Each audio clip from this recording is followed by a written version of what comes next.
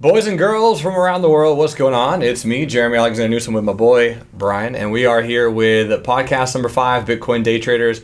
ICOs are illegal, which is a very controversial topic. We almost got arrested coming into this building just to talk about it. People are upset.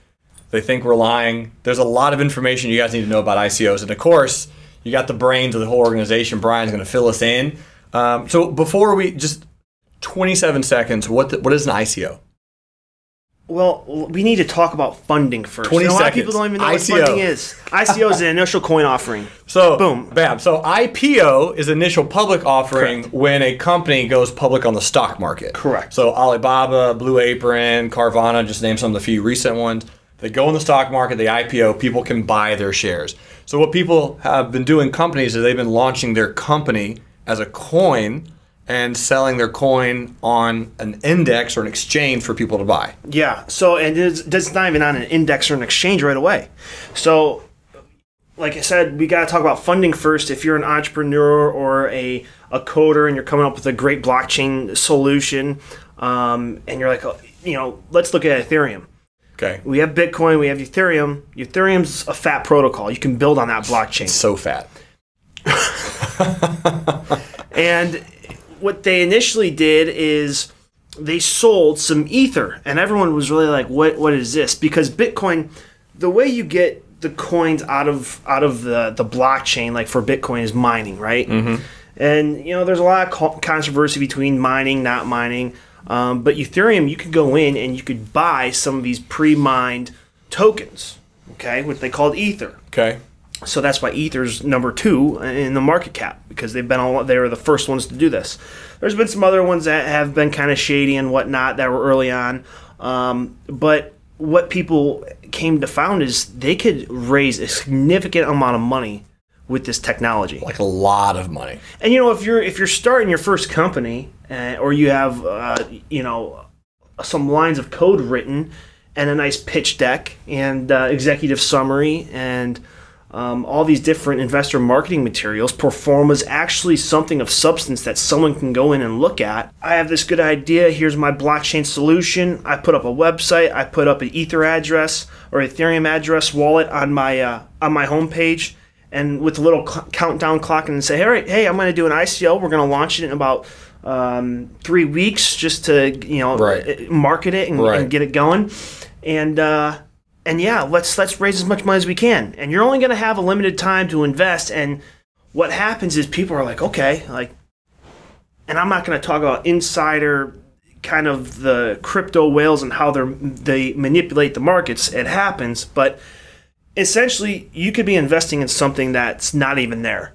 And there's been a few of those projects that are still existent today. If you go to coinmarketcap.com, there's some of those companies out there that don't have anything behind them, and the only thing they're good for is speculating on the markets. So when you say there's nothing behind them, right? What do you mean?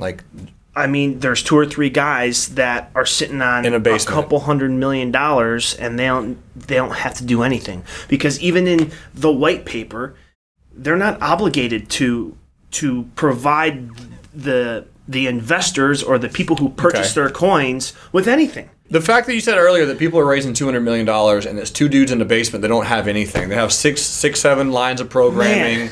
They have, hey, I got a computer and I know things about graham crackers. Yeah. So you know how to make a s'more, let's put it on the blockchain. I mean, I'm great at s'mores. Blockchain this thing. Yeah, 200 million that's later. What I'm saying. Like people are just using this as a funding tool, and they don't even know how awesome this technology is. So it actually hurts the space, and it could take a regulatory body could come in and take away this technology that's so awesome. It's revolutionizing the world because people are abusing it. And one of the terms that we use is a trophy round. So it's like almost people are just trying to raise as much as they can, and then they're trying to beat the next guy. And how quickly can we do it? They're raising it fast. Huh? They're raising them fast. Yeah. The amount of money. So what the TXSRB is doing is putting out best practices, standardizations, rules, regulations, talking about what a security token is. Where do I find these rules and regulations? So they're being to know. formed now between the members. So the Okay. first thing you should do is sign up, become a member, and get updated with notifications about voting rights and casting your votes. But the first thing that's going to happen is there's a toxic coin list. So these are ICOs or coins or tokens that are just shit. Pure poo. Where do we go to? Where do I see these? Is it on here? Clean list. Yeah. So I think it's coming up here in the next weeks or two, or next week, or this week, or something. Relatively soon this month, there's going to be a toxic list, and then you can go in and clean your coin. But the clean list are people who have conducted ICOs the right way. And if I get to this list, or if you want to, I got it. So I got the clean token list pulled up. Right. So we got the good ones on here, right? We got the fat protocols, utilities. Right. So you people are like, oh wait. Lumens is on here. My girlfriend loves Lumens. She's a big fan. Stellar Network. Stellar, Monero, Litecoin. So a fat protocols is something that you can build on. You can create side chains, and it's a really cool or a really cool blockchain. We need to make that a shirt. I'm a fat protocol. Fat protocol. I like it. Show me that fat protocol. Show me that fat protocol. And then utilities, you can actually do something with that token or coin. Yep. But if you go to the non-security tokens, okay? Non-security tokens, So you can still conduct ICOs, airdrops. You can get tokens from a blockchain out into the world, and it doesn't have to be a security. I think there's 9 different classifications. Okay. And there may be more that are added to this list as far as what is not a non-security token. If members bring this up, members of the self-relating body all over the world can propose, we're going to add a new non-security token, and here's what it does. But for example, a game token. Okay. If I have this online game. I'm not a big video gamer, so me neither. But we'll figure it out. But it's this game, and I make a blockchain, and you could sell these coins. Call it the Jeremy and Brian sword fighting game or medieval war game. You have to come up with a better name than that. I know, it's terrible. But you can come to our token or coin offering, purchase those coins or tokens, and then go inside the game and use those tokens to buy XYZ magic swords or potions or whatever. A shield. A shield. The shield of Excalibur. A horse. Yes. we could have some fun with that conversation. That could get going. But horse. Bag of coins. A bag of corn and chickens, like our first podcast. So game tokens, but so what you're saying is these are non-security tokens. So Right. So they're not representing ownership or equity in a company. So I guess because there's utility behind them. So that's the first thing everyone should be doing if you're thinking about doing an ICO. Okay. All right. Or if you're talking to people about ICOs, the very first thing you need to ask is token mechanics. What does that token do? Is that token a representative of a piece of that company? Okay. Or is it actually provide some utility, whether it's site access or it's a charity? They're all listed on there. So you really have to define what the token mechanic is. And if it looks like a security, be very, very, very, very careful with conducting that ICO as far as where you're domiciled and who you're allowing to participate in that ICO. So let's do an example. So let's say I have a company called Kittens and Mittens. Okay, great. And we are crushing. That's from Always Sunny? Is it? You ever seen Always Sunny in Philadelphia? That must have been like a subconscious. That I have hilarious. seen. My girlfriend loves the show. I've seen a few, but I did not know that was a real thing. Kittens and Mittens. What are we doing with Kittens and Mittens? So I'm making millions of dollars a year, and I want to create an ICO. I want to become a deca-millionaire. Okay. So I'm going to ICO this thing, and I'm creating a coin called the Mitten coin. Okay. And it allows people to, once they buy the coin, they're able to come onto my website, my podcast, my videos, and they can purchase discounted mittens for that. Okay, that'd be like a coupon or a Krypton, if you will. Okay, but that's a non-security token. So if I ICO that, that's illegal. No, if you are going to sell that coin, it's like almost going into an online store. So if I take the proceeds from that coin and reinvest the money that I make into kittens and mittens. Okay, so good question. What you cannot do with funds raised through an ICO is build a company, and now we're going to talk about Howey test, and this is classification of a security. Okay. If you're building something, if it's going to a development team or anything, and let's remember here, like let's be honest. If we're starting companies, right, you either have a product or a service or a good that you're selling.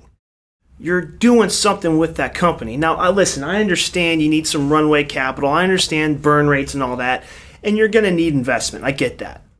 But don't just ICO. That's what I'm saying. People are ruining it for us because, I own this furniture company. I'm going to do an ICO. And it's going to represent, all the furniture I sell. What do you mean? Yeah. All you're doing is a IPO. You're just, it's so hard for people to who owns a furniture company to say, hey, I'm going to offer all these different shares to all these different people. Like, let's stay away from ICOs.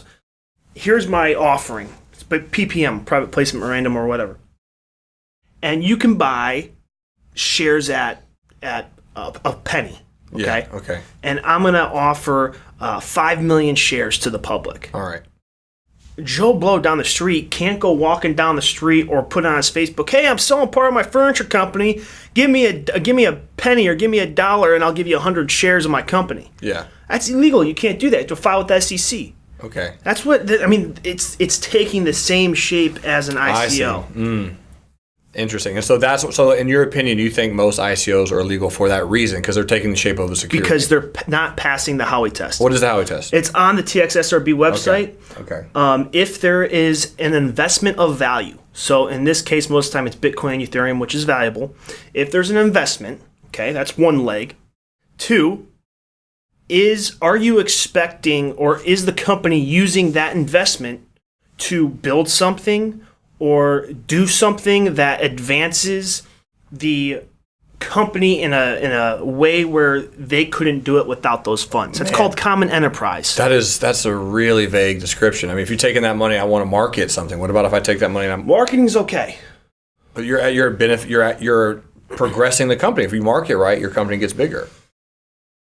There's a very fine line. There's a very fine line. And that's why, listen, I'm not an attorney. Like Penelope Cruz fine line.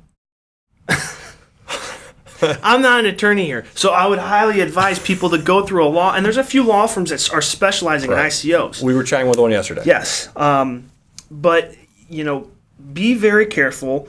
Seek legal counsel. Become a member of the TXSRB. Learn how to do it the right way. Learn what is a security and not a security.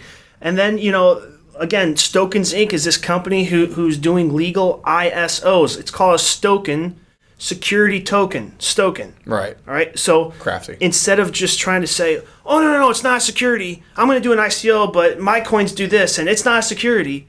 Stokens is saying it is a security, and this is ownership in your company. Yeah. But guess what Stokens is doing? They're vetting the company. They're performing due diligence. They're looking at P&Ls, performas, who's the team behind it, talking to that team, putting together marketing materials, executive summaries, like everything that would go into a traditional investment round, whether it's like a traditional VC round, Series A, Series B, C, whatever. They're putting those materials together and doing it the right way and saying, listen, this is a security. And we're working with this self-regulating body to ensure we're moving forward appropriately. And the number one thing here is what we hit on at the beginning of the podcast. It's investor education, investor protection. Right. It's key. All right. Let me dive into this. What is this regulation body again? TX? The TXSRB. SRB.com? .org. It's an organization. Heck That's yeah. right. Oh, hey, whoever did this is good. I typed in .com and it routed me to the .org. Good for the programmer. Yes, whoever is redirecting that. The tokens and exchange self-regulating body. So tell me about this. What am I looking at? Okay, so what you're going into is I think one of the biggest. There's probably three, but this is the only one that is really doing the most work as far as bringing some valid and clear-cut, definitive structure to this space. This isn't, dude, it's a wild, wild west. Yeah, ICOs coming all out, and it's just, right. It gets out of control. There's a lot of hackers. There's a lot. I mean, dude, because people are going in and purchasing these coins in ICOs, and then they're going onto the exchanges and just unloading them, or they're just speculating with them. And it's strictly an investment. Right. On their part. Right. Not an investment into the company, but investment with their own capital. Sure. And those funds can just go away. Well, how is that different than just a random penny stock hitting the over-the-counter markets? They don't have any product; they're pumping and dumping. Is there any difference there, or is it similar? Well, yeah, there's a difference there. I mean, you're right in what you're kind of the similarity there, but the difference is that there's no regulation with ICOs. Yeah, I mean the penny stocks, it is legal to do that. So now, we were talking about that's ICOs in a nutshell. Over the course of the past, this year, 2016, was the boom of ICOs. I mean, yeah, so many. Oh my gosh! How many were there that came out? Do you know? I know that the total amount as amount funded. I mean, it's way up there. It's way up there. It's a butt ton. The coin, the whole market cap right now for the whole entire crypto ecosystem is today it's at $140 billion. Okay, so barely above Warren Buffett's net worth. Right. Okay, so it's still kind of small. That number shot up probably around April or May. I mean, just exploded with ICOs. Yeah. And what happened is people started seeing these scams, and they were affected. Where's my money at? Where'd my money go to? Yeah. I invested in this blockchain project, but they don't care if they're smart investors. But not everyone's smart. This is true. So what's the point of a regulating body? Like what's the point of the SEC?